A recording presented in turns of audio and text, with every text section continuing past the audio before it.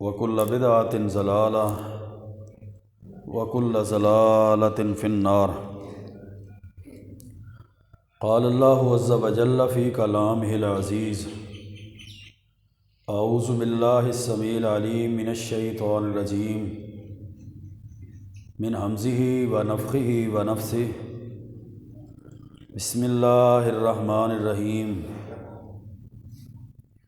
الذين إن مكناهم في الأرض أقاموا الصلاة وآتوا الزكاة وأمروا بالمعروف ونهوا عن المنكر. وقال الله عز وجل في مقام آخر: وإذ ابتلى إبراهيم ربه بكلمات فأتمهن قال إني جاعلك للناس إماما. رب اشرح لي صدري ويسر لي أمري واحلل عقدة من لساني يفقهوا قولي. رب زدني علما سبحانك لا علم لنا إلا ما علمتنا إنك أنت العليم الحكيم. اللهم صل وسلم على نبينا محمد وعلى آلہ وبارک وسلم وصل علیہ.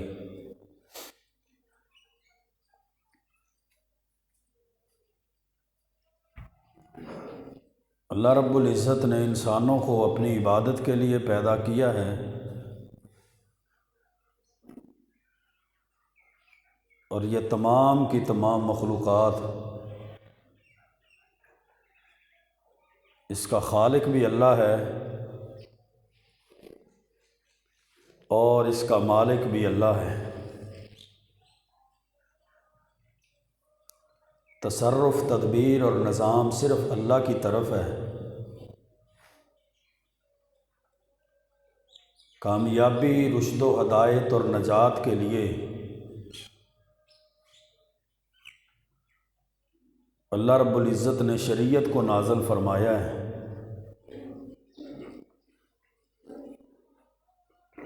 جو شخص یہ چاہتا ہے کہ وہ کامیاب ہو جائے،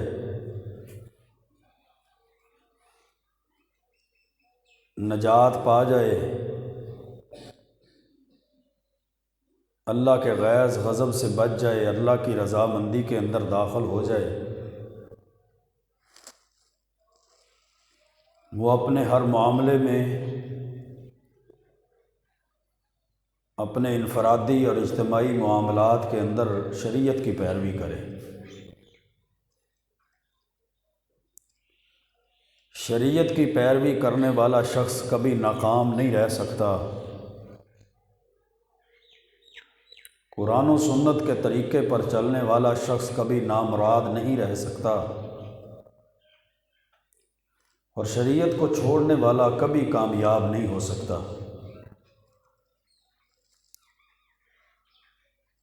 انسان کی انفرادی اور اجتماعی بقا صرف شریعت دین اسلام کے اندر ہے. یہ معاشرہ، یہ ملک بھی اسلامی ہے.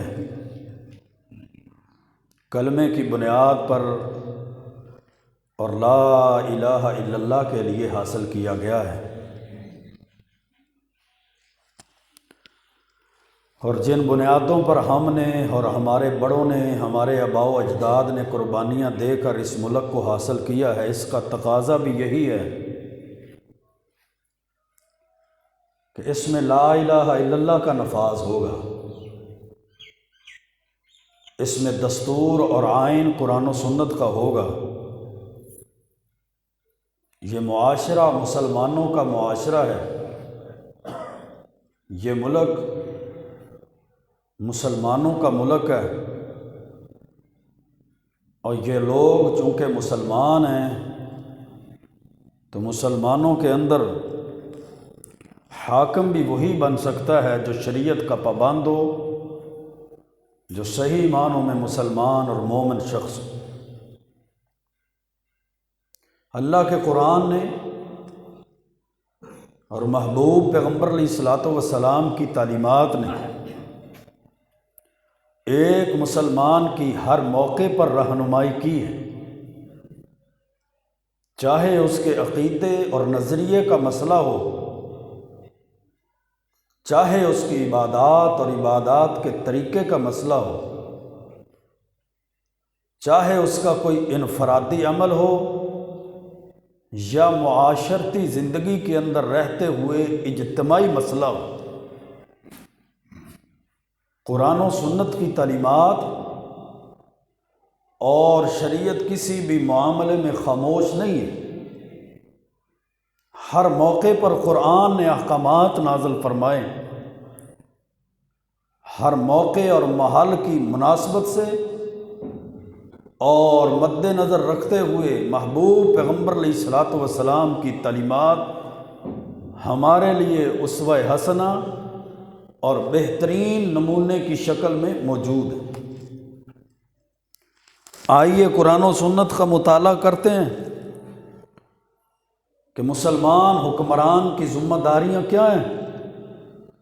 مسلمان حکمران کے اوصاف کیا ہیں، اور مسلمانوں کا حکمران کیسا ہونا چاہیے۔ پھر ان اوصاف کو مد نظر رکھتے ہوئے ہماری ذمہ داری کیا ہے۔ میرے بھائیوں، دوستوں اور بزرگوں، شریعت نے مسلمان حکمران کے جو اوصاف نقل کیے، مسلمان حاکم کی جو ذمہ داری نقل کی ہے، ان میں سے سب سے پہلا وصف اسلام ہے کہ مسلمان کے اوپر غیر مسلم حاکم نہیں بن سکتا۔ مسلمان معاشرے کا حاکم کفریہ اور شرکیہ نظریات کا حامل انسان نہیں ہو سکتا۔ یا ایھا الذین آمنوا لا تتخذوا بطانة من دونکم لا یألونکم خبالا، اے ایمان والو، تم اپنا رازداں اپنے علاوہ کسی کو نہ بناؤ، ایمان والے کے علاوہ تمہارا کوئی رازدان بھی نہیں بن سکتا۔ لا یألونکم خبالا۔ تو میرے بھائیوں، شریعت اور اسلام کی تعلیمات ہمیں یہی سمجھاتی ہیں۔ اسلام اور شریعت کے احکامات ایک مسلمان کے سامنے یہی کسوٹی، یہی پیرامیٹر، یہی ترازو رکھتی ہیں کہ مسلمان صرف مسلمان کو اپنا حاکم مان سکتا ہے، مومن صرف مومن کو اپنا رہنما اور رہبر مان سکتا ہے، کسی کافر کو، کسی مشرک کو، کسی کفریہ اور شرکیہ نظریات اور عقیدے کے حامل شخص کو مسلمان شخص اپنا رہبر نہیں مان سکتا۔ پھر اللہ رب العزت نے قرآن کریم کے اندر یہ اوصاف نقل کرتے ہوئے فرمایا، وَإِذِ ابْتَلَىٰ إِبْرَاهِيمَ رَبُّهُ بِكَلِمَاتٍ فَأَتَمَّهُنَّ، کہ جب حضرت ابراہیم علیہ الصلوۃ والسلام کو اس کے رب نے چند کلمات کے ساتھ آزمایا، ان کی آزمائش کی، ان کا امتحان لیا، تو حضرت ابراہیم علیہ الصلوۃ والسلام امتحان اور آزمائش میں کامیاب ہوئے۔ امتحان اور آزمائش میں کامیابی کے بعد اللہ رب العزت نے اعلان فرمایا، قال انی جاعلک للناس اماما، اے ابراہیم، میں تجھے ساری انسانیت کا امام بنانے والا ہوں، میں تجھے سارے لوگوں کا حاکم بنانے والا ہوں، میں تجھے سارے لوگوں کا رہبر اور رہنما بنانے والا ہوں۔ تو حضرت ابراہیم علیہ الصلوۃ والسلام آگے سے دعا کرتے ہیں، وَمِن ذُرِّيَّتِي، اے اللہ یہ حاکمیت، یہ امامت میری اولاد کے اندر بھی عطا فرما دے، میری اولاد کو بھی لوگوں کا حاکم اور لوگوں کا امام بنا دے، لوگوں کا سردار بنا دے، لوگوں کا رہبر اور رہنما بنا دے۔ اللہ تعالیٰ فرماتے ہیں، لا ینال عہد الظالمین، یہ امامت کا جو وعدہ ہے وہ ظالم شخص کو نہیں پہنچ سکتا۔ تو امامت کا وعدہ، امامت کا عہد، امامت کا منصب جو ہے وہ کسی ظالم شخص کے سپرد نہیں کیا جا سکتا۔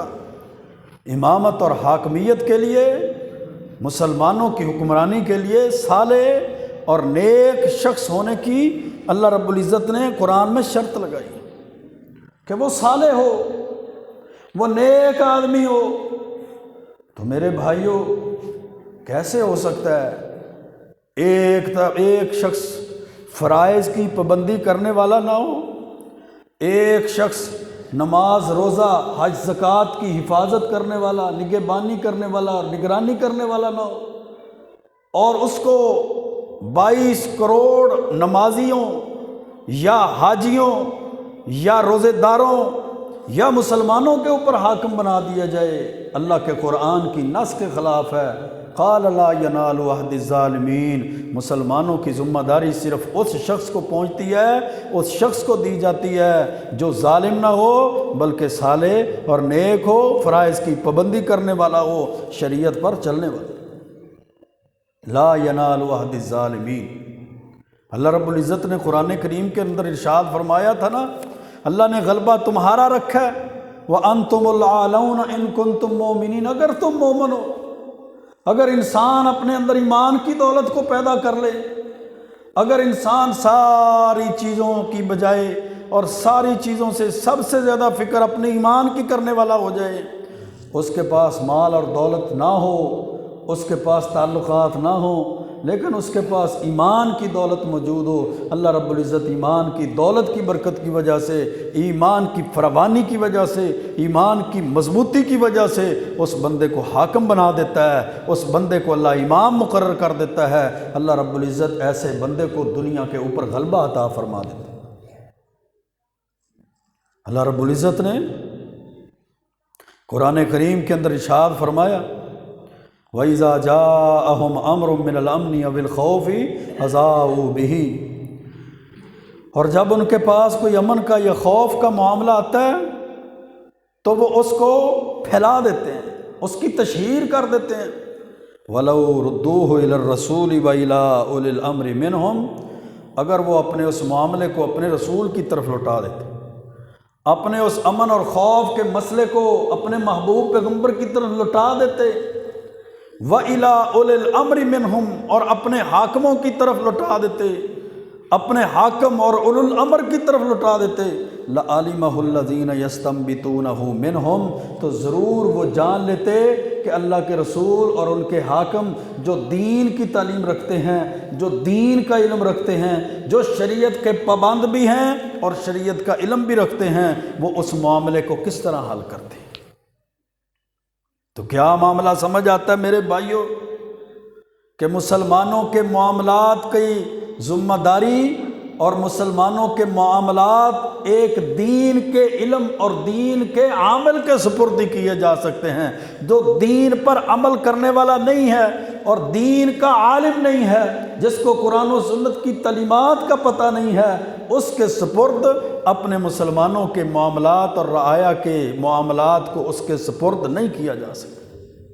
لَعَلِمَهُ الَّذِينَ يَسْتَنبِطُونَهُ مِنْهُمْ وَلَوْلَا فَضْلُ اللَّهِ عَلَيْكُمْ وَرَحْمَتُهُ لَاتَّبَعْتُمُ الشَّيْطَانَ إِلَّا قَلِيلًا۔ سورۃ نساء کے اندر اللہ رب العزت نے ارشاد فرمایا، اگر تمہارے اوپر اللہ کا فضل اور اللہ کی رحمت نہ ہوتی، تم سارے کے سارے شیطان کے پیروکار بن جاتے، الا قلیلا، سوائے تھوڑے لوگوں کے۔ تو میرے بھائیوں، کیا بات سمجھ آتی ہے؟ شریعت کی تعلیمات انسان کو شیطان کی پیروی سے بچاتی ہیں، قرآن و سنت کے احکامات انسان کو شیطان کی پیروی سے بچاتی ہیں، شیطان کے راستے سے بچاتی ہیں، رحمان کے راستے کی طرف، شریعت کی تعلیمات کی طرف اور نجات اور کامیابی اور غلبے والے راستے کی طرف لے کے جاتی ہیں۔ ورنہ ضربت علیہم الذلۃ والمسکنہ، اگر شریعت کی تعلیمات کو چھوڑ دیا جائے، حکمرانی تو دور کی بات ہے، ملکوں کا نظام تو دور کی بات ہے، یونین کونسل اور پارلیمنٹوں اور اسمبلیوں کا نظام تو دور کی بات ہے، صرف ایک خاندان کے اندر، صرف ایک محلے کے اندر شریعت کی تعلیمات کو پامال کر دیا جائے، ضربت علیہم الذلۃ والمسکنہ، اللہ اس محلے اور خاندان کے اوپر ذلت اور مسکینی کو نازل کر دے گا۔ مسلم معاشرے کا ایک خاندان بھی، ایک محلہ بھی ایک گاؤں بھی شریعت کی تعلیمات کے بغیر نہیں چل سکتا۔ جو سمجھتے ہیں شریعت کی تعلیمات کے بغیر معاشرے کو چلایا جا سکتا ہے، شریعت کا علم حاصل کیے بغیر مسلمان معاشرے کی بھاگ دوڑ کو سنبھالا جا سکتا ہے، اللہ کی قسم وہ ہزاروں اور سینکڑوں سال بھی لوگوں کے اوپر حکمرانیاں کر لیں، وہ امن کا نفاذ نہیں کر سکتے۔ مسلم معاشرے کے اندر اخوت اور بھائی چارے اور غیر مسلم معاشرے کے اندر اخوت اور بھائی چارے کو قائم نہیں کر سکتے، وہ حرمت اور حلت والے رشتوں کی ہی تمیز نہیں کر سکتے۔ شریعت کی تعلیمات کو چھوڑ کر وہ تو محرم رشتوں کے اندر ہی فرق نہیں کر سکتے، شریعت کی تعلیمات کو چھوڑ کر میرے بھائیوں وہ تو حلال اور حرام کی تمیز ہی نہیں کر سکتے۔ آئین اور آرٹیکل اور قوانین تو دور کی بات ہے، شریعت کی تعلیمات کو انسان چھوڑ دے تو اپنے گھر کے اندر، اپنے خاندان کے اندر وہ دیکھے گا کہ اللہ کی طرف سے ذلت اور رسوائی نازل ہو چکی۔ آج بھی اگر آپ نے اور ہم نے اس بات کا تجربہ کرنا ہے،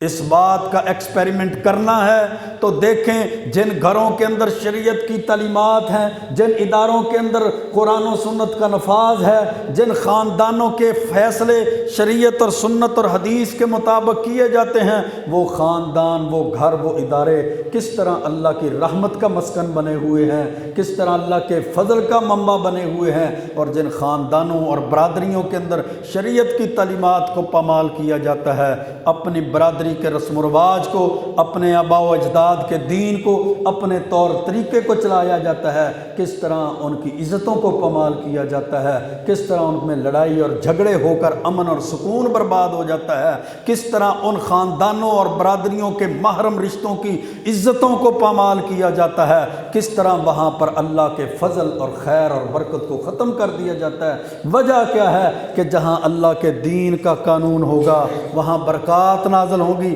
افامن اہل القری ان یاتیہم باسنا بیاتا وہم نائمون، کیا یہ بستیوں والے، یہ دیہاتوں شہروں والے بے خوف ہو گئے ہیں کہ یہ سوئے رہیں گے، یہ رات اور چاشت کے وقت سوئے رہیں اور ان پر اللہ کا عذاب نازل نہ ہو؟ پھر اللہ رب العزت نے قرآن کریم کے دوسرے مقام پر فرمایا وَلَوْ أَنَّ أَهْلَ الْقُرَىٰ آمَنُوا وَاتَّقَوْا لَفَتَحْنَا عَلَيْهِمْ بَرَكَاتٍ مِّنَ السَّمَاءِ وَالْأَرْضِ، اگر یہ بستیوں شہروں دیہاتوں والے ایمان لے آئیں اور تقوی کو اختیار کریں۔ ایمان اور تقوی شریعت کا متقاضی ہے، ایمان اور تقوی قرآن و سنت کی تعلیمات کا متقاضی ہے، ایمان اور تقوی اسلام کی تعلیمات کا اور دین کا تقاضی ہے۔ وَلَوْ أَنَّ أَهْلَ الْقُرَىٰ آمَنُوا وَاتَّقُوا، اللہ کا قرآن کہتا ہے اگر یہ بستیوں والے، شہروں والے، دیہاتوں والے ایمان لے آئیں اور تقوی کو اختیار کر لیں، لَفَتَحْنَا عَلَيْهِمْ بَرَكَاتٍ مِّنَ السَّمَاءِ وَالْأَرْضِ، ہم ان کے لیے آسمان سے بھی برکتوں کے دروازے کھول دیں،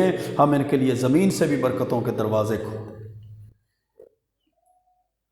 ایمان اور تقوی کی بنیاد پر ان کے لیے برکتوں کے، رحمتوں کے، اللہ کے فضل کے دروازے کھول دیے جائیں، نہ ان کو IMF کا پجاری بننا پڑے، نہ ان کو وائٹ ہاؤس کے طواف کرنے پڑے، نہ ان کو فرانس اور یورپی ممالک کے ان جناب مشرکین کے پاؤں میں جا کر گرنا پڑے۔ مسئلہ یہ ہے جب ایمان اور تقوی ہوگا وہ عوام کے اندر بھی ہوگا، وہ حکمرانوں کے اندر بھی ہوگا، اللہ ان کو غلبے نصیب فرمائے گا، اللہ ان کو برکتیں عطا کرے گا۔ جب ایمان اور تقوی موجود نہیں ہوگا، دنیا جہان کے قوانین کو لاگو کر لیں، دنیا جہان کے وہ جناب قوانین کو اور کامرس کو لاگو کر کے اپنی معیشت اور اکانومی کو مضبوط کرنا شروع کر دیں، اللہ کی قسم ہے قرآن و سنت کے منافی عمل کی وجہ سے اللہ ان کی معیشت کو بھی اللہ داغدار کر دیتا ہے، تباہ و برباد کر دیتا ہے، اور اللہ اس معاشرے کا امن اور سکون بھی تباہ و برباد کر دیتا ہے۔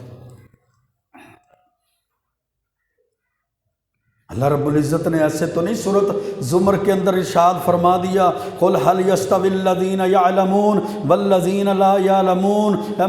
محبوب پیغمبر فرما دیجئے کیا علم والے اور جاہل برابر ہو سکتے ہیں؟ کیا ایسا ہو سکتا ہے ایک کے پاس دین کا علم ہو، ایک کے پاس قرآن کا علم ہو، ایک کے پاس اللہ کی نازل کردہ شریعت کا علم ہو، ایک کے پاس منزل من اللہ وحی کا علم ہو، ایک کے پاس حدیث کا علم ہو، اور دوسرے کے پاس نہ قرآن قرآن و سنت کا علم ہو، نہ دین اسلام کا علم ہو، نہ اسلامی معاشرے کی تعلیمات اور ان پر نافذ ہونے والے قوانین کا علم ہو، نہ اس کے پاس حدود اللہ کے نفاذ اور آئین اور قوانین کا علم ہو، اور دونوں کہیں ہم معاشرے کی بہترین تشکیل کر سکتے ہیں، ہم معاشرے کو امن کا گہوارہ بنا سکتے ہیں، هل يستوي الذين يعلمون والذين لا يعلمون، عالم اور جاہل برابر نہیں ہو سکتے۔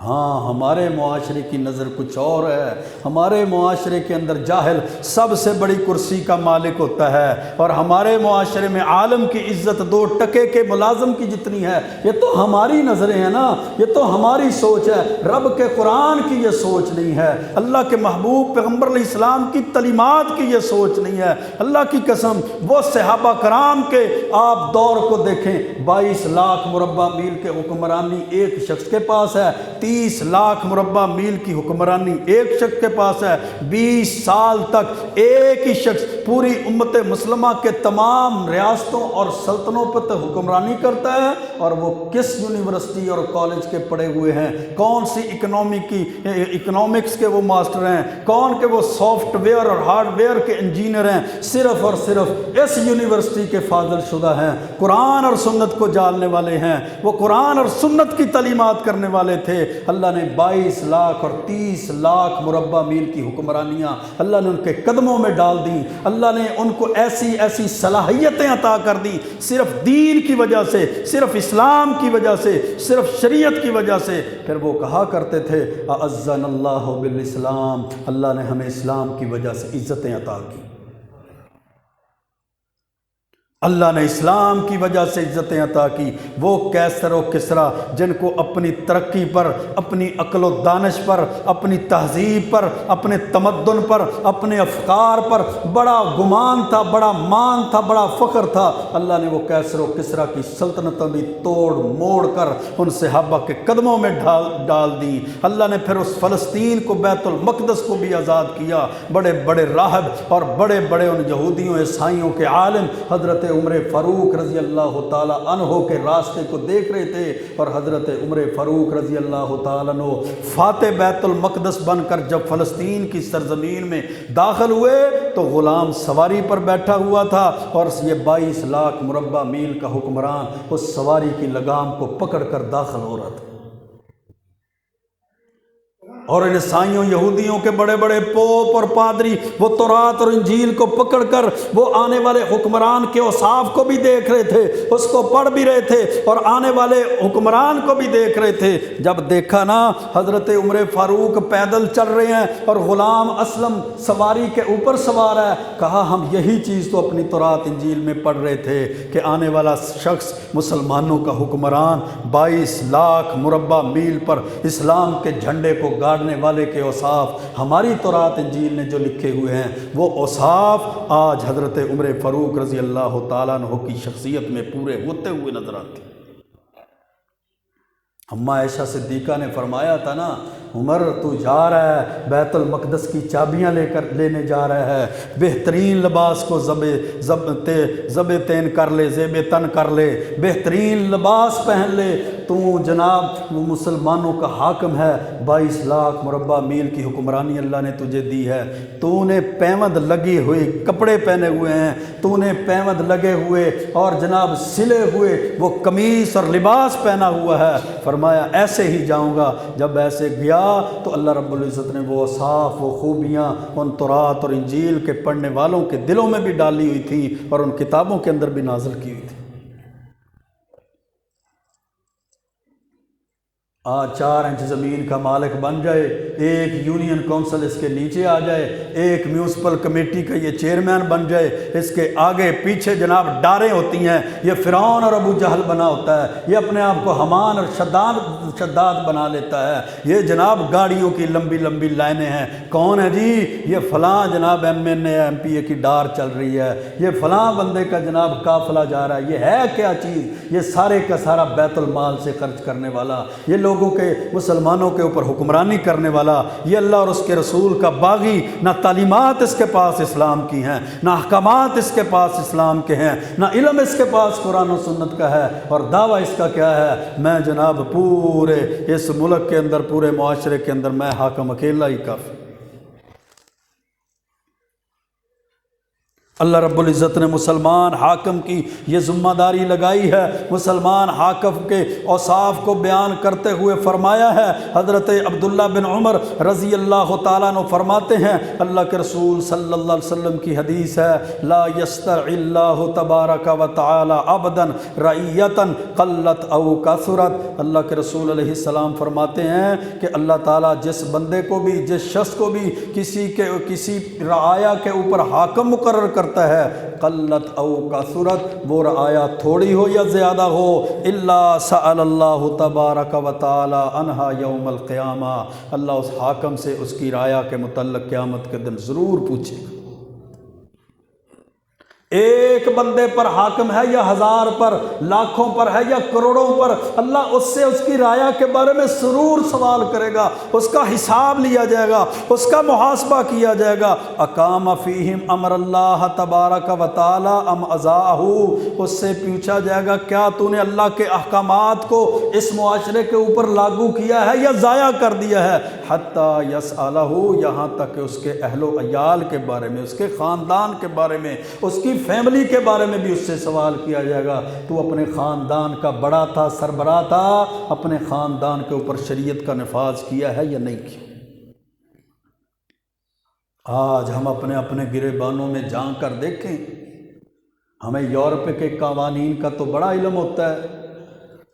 ہمیں فرانس اور برطانیہ اور امریکہ اور آسٹریلیا ان ریاستوں کے قوانین کا تو پتہ ہوتا ہے، ہمیں پتہ ہے عرب کے اندر معاشرہ کیسے رہتا ہے، یورپ کے اندر کیسے رہتا ہے، ہمیں پتہ ہے ان ملکوں کے اندر اولاد کے ساتھ کیسا سلوک کیا جاتا ہے، ان کے گھروں کے جناب قوانین کیا ہیں، لیکن بدقسمتی ہمیں اسلام کی تعلیمات کا پتہ نہیں ہوتا، ہمیں اولاد کے حقوق کا پتہ نہیں ہوتا، اولاد کو والدین کے حقوق کا پتہ نہیں ہوتا، اور خاندان کو اپنے بڑے خاندان کے سربراہ کے حقوق کا علم نہیں ہوتا، اور سینکڑوں سال گزرنے کے باوجود بھی ہمیں اسلامی تعلیمات اور اسلامی عقیدے اور نظریے کا اور اسلامی تشخص کا پتہ نہیں چلتا، کیونکہ ہماری ترجیحات ہی نہیں ہیں۔ بدقسمتی سے کہہ رہا ہوں، ہماری یہ ترجیحات ہی نہیں ہے، ہمارے یہ مسائل ہی نہیں ہے، ہماری ترجیحات ترقی ہے، ہماری ترجیحات پیسہ ہے، ہماری ترجیحات سورس آف انکم ہیں، ہماری ترجیحات ذرائع آمدن ہیں، ہماری ترجیحات آسائشیں ہیں، ہماری ترجیحات ضروریات کو پورا کرنا ہے، ہماری ترجیحات دوسروں کے اوپر اپنے ہاتھ کو اوپر رکھنا ہے، ہماری ترجیحات خود کو دوسرے سے برتر اور دوسرے کو اپنے آپ سے کم تر سمجھنا ہے۔ دین ہماری ترجیحات میں جب شامل نہیں ہے، اللہ اور اس کے رسول کی تعلیمات ہماری ترجیحات میں شامل نہیں ہے، پھر اعمالکم امالکم، پھر ایسا ہی ہے کہ تمہارے اعمال کا نتیجہ تمہارے حکمرانوں کی صورت میں نکل آتا ہے۔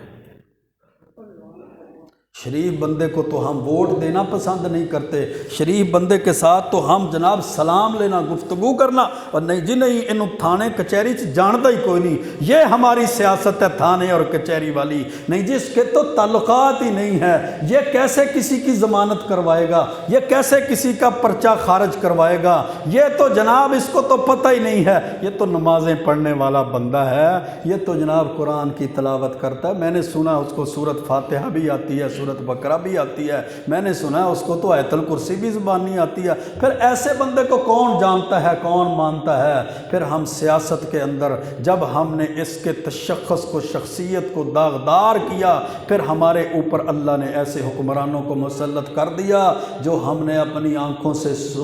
دیکھے اور کانوں سے سنے کہ ایسے لوگ مسلمان معاشرے کے حاکم بنے جن کو قل هو اللہ احد بھی نہیں آتی تھی۔ پھر ایسے ایسے جاہل لوگ جو جنتوں کی بشارت دیتے ہیں، ووٹ دو گے تو جنت ملے گی، جو جناب ایسے وہ لوگ ہمارے سروں پر مسلط ہیں جن کو دین کا پتہ نہیں، اللہ کی قسم جن کو نمازوں کا پتہ نہیں ہے، جن سے وہ جناب وہ جج اور وہ سنتے ہیں نا جب وہ ان کے کاغذات نامزدگی وہ مسترد کرتے ہوئے یا اس کی سلیکشن کرتے ہوئے کہتے ہیں سورۃ فاتحہ سناؤ، سورۃ اخلاص سناؤ، آیت الکرسی سناؤ، اور ایسے بدبخت لوگ لوگ بھی موجود ہیں جن سے پورا پوچھا جاتا ہے آخری نبی کا نام کیا ہے، وہ کہتے ہیں قائد اعظم محمد علی جناح۔ جس سے کہا جاتا ہے تم نے کون سی قرآن کی سورت تفسیر پڑھی ہے، تو نے جناب یہ ڈگری لگائی ہے عالم فاضل ہونے کی، وہ کہتا ہے جو تفسیر اللہ نے حضرت عیسیٰ پر نازل کی تھی میں نے وہ تفسیر پڑھی۔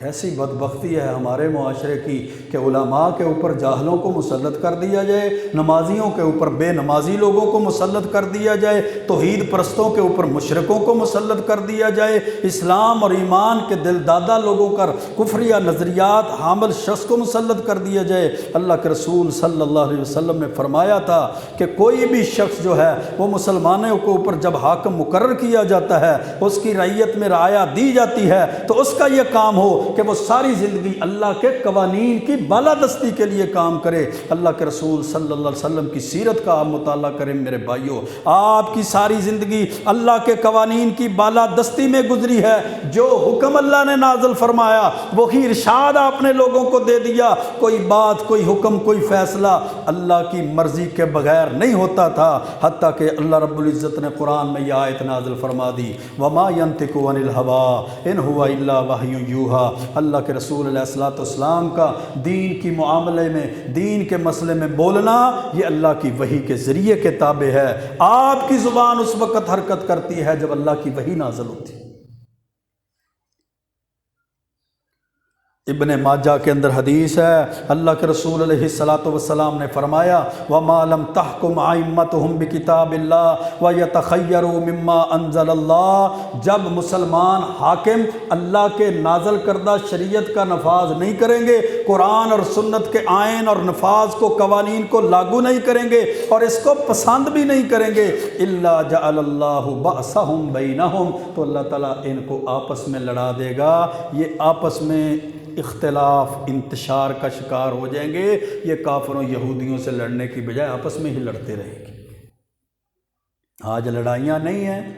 خاندانوں کی لڑائیاں دیکھ لیں، اپنی سیاسی جماعتوں اور مذہبی گروہوں کی لڑائیوں کو دیکھ لیں، اپنی صوبائیت اور لسانیت کی اور قومیت کی لڑائیوں کو دیکھ لیں، کتنی لڑائیاں آپس میں ہیں، کتنے معاشرے کی تشکیل، کتنا پرامن معاشرہ ہے، کتنا حدود اللہ کا نفاذ ہے۔ جب اللہ کے قرآن کو، نفاذ کو، حدود کو نافذ نہیں کیا جاتا تو پھر اللہ ان کو آپس میں لڑا دیتا ہے۔ اور صحیح بخاری کی حدیث ہے ما من بال یلی رعیت من المسلمین فیموت وهو غاش لهم، ایسا بندہ جس کو اللہ مسلمانوں کی حکمرانی اور ذمہ داری دیتا ہے اور وہ مسلمانوں سے دھوکہ کرتا ہے، خیانت کرتا ہے، ڈنڈی مارتا ہے، دو نمبری کرتا ہے، الا حرم اللہ علیہ الجنہ، اللہ رب العزت نے ایسے حاکم پر جنت کو حرام کر دیا۔